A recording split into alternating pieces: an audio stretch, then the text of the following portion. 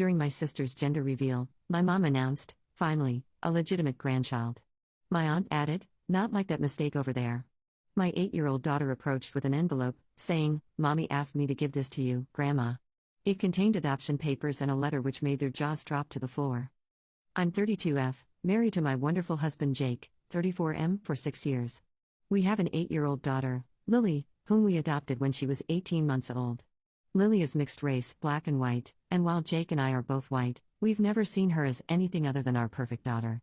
She's incredibly smart, funny, and has this way of seeing straight through people's BS that honestly amazes me. My family, however, has always been problematic. My mother, Carol, 58F, is the type of person who cares more about appearances than substance. She's never outright said anything terrible about Lily, but there have always been subtle digs, comments about real grandchildren, and a general coldness toward Lily that broke my heart. My sister Madison, 29F, has always been the golden child, married her high school sweetheart, perfect house, perfect job, and now finally pregnant with what my mother considers the first real grandchild. My Aunt Patricia, Carol's sister, 55F, is even worse. She's never made an effort to hide her disapproval of our situation and has made several comments over the years about how we should have tried harder for our own instead of taking in someone else's problem. The tension has been building for years, but I've kept quiet for Lily's sake, hoping family gatherings would get easier. I was wrong.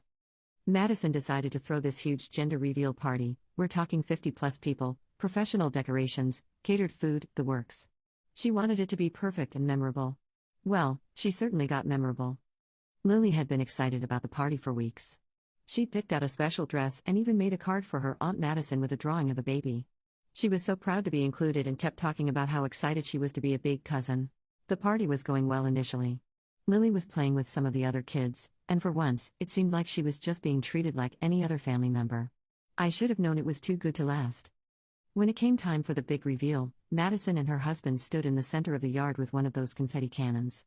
Everyone gathered around, phones out, ready to capture the moment. The cannon went off, pink confetti everywhere, it's a girl. Everyone cheered and started congratulating Madison and her husband. That's when my mother decided to make her announcement. Finally. Carol practically shouted over the celebration, a legitimate grandchild. I was starting to think I'd never get to experience being a real grandmother. The crowd started to quiet down, sensing the tension. I felt my stomach drop, but before I could react, Aunt Patricia decided to add her 2 cents. Exactly. Not like that mistake over there, she said, pointing directly at Lily, who had been standing right next to me. At least this one will actually be family. The silence that followed was deafening.